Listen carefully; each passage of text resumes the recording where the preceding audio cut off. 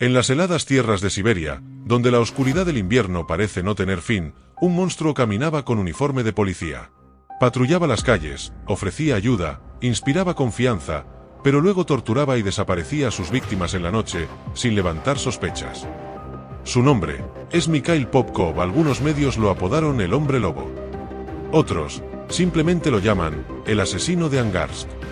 Un hombre que durante casi 2 décadas cazó en silencio, usando la autoridad de la ley para encubrir el horror. Mientras la ciudad dormía, él cumplía su propio deber, de eliminar a las mujeres que consideraba impuras, torturando así a más de 80 mujeres, antes de ser descubierto.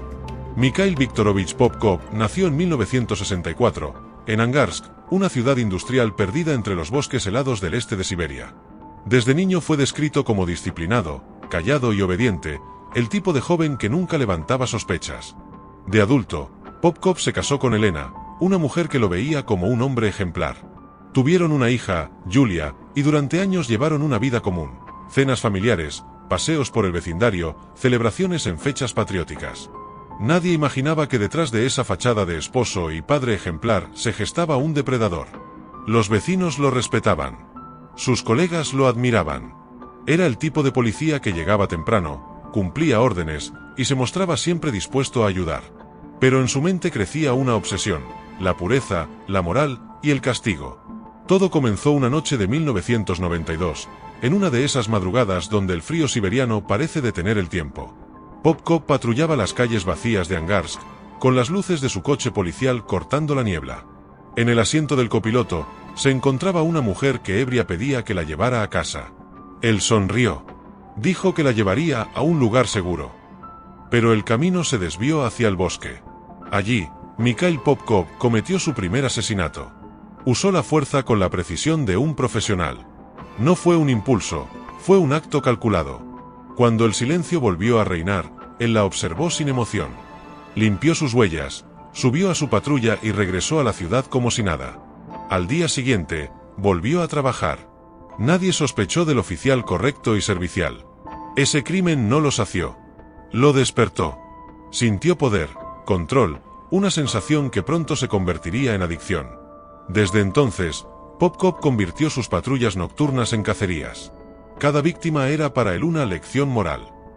Creía que castigaba a mujeres impuras, pero en realidad solo alimentaba su necesidad enfermiza de matar. Desde entonces, durante años, las calles de Angarsk se tiñeron de miedo. Mujeres jóvenes, madres, trabajadoras, desaparecían sin dejar rastro. Algunas eran encontradas días después, en bosques o terrenos baldíos, mutiladas, violadas, destrozadas de formas que ni los forenses lograban describir sin estremecerse. Mientras tanto, la policía hablaba de un asesino en serie, sin saber que era uno de ellos. Popkov tenía un patrón meticuloso.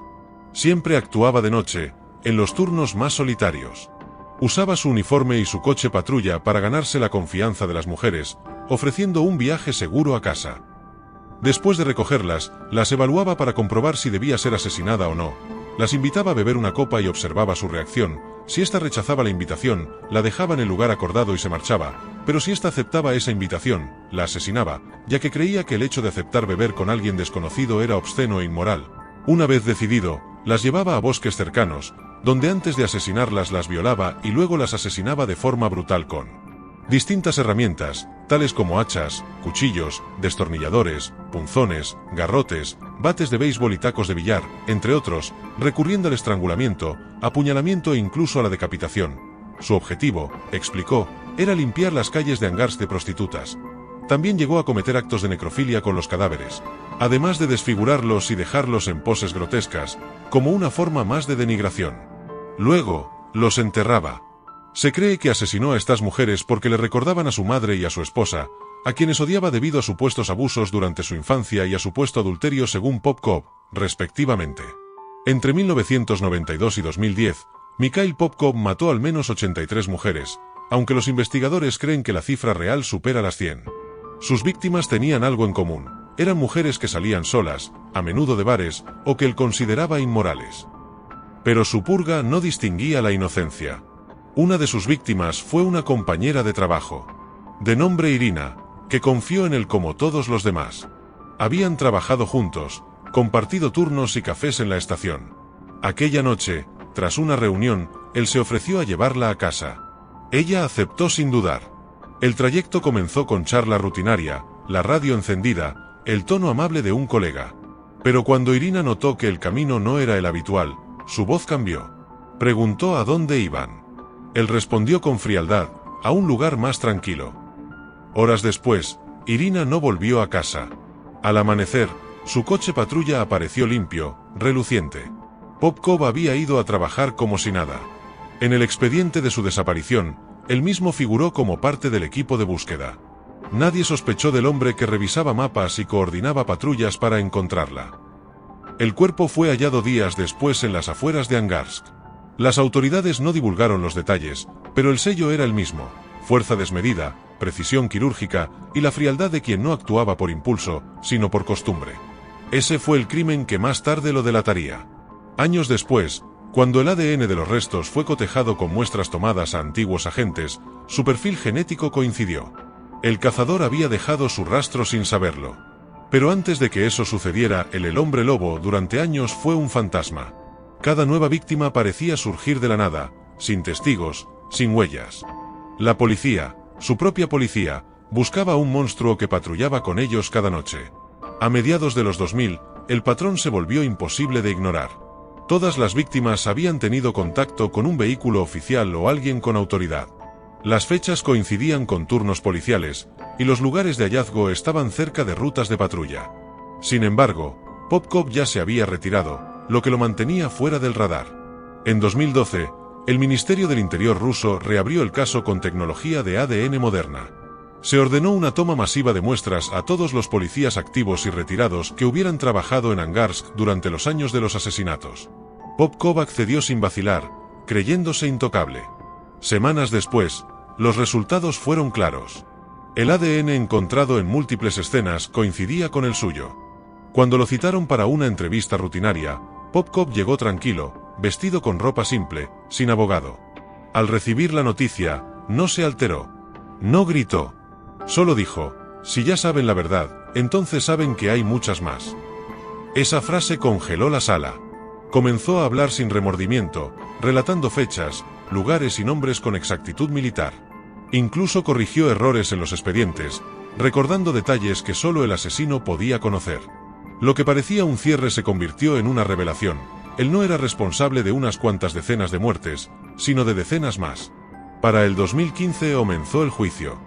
La sala estaba llena, pero Mikhail Popkov entró con paso tranquilo, la mirada vacía y la sonrisa de quien no teme nada.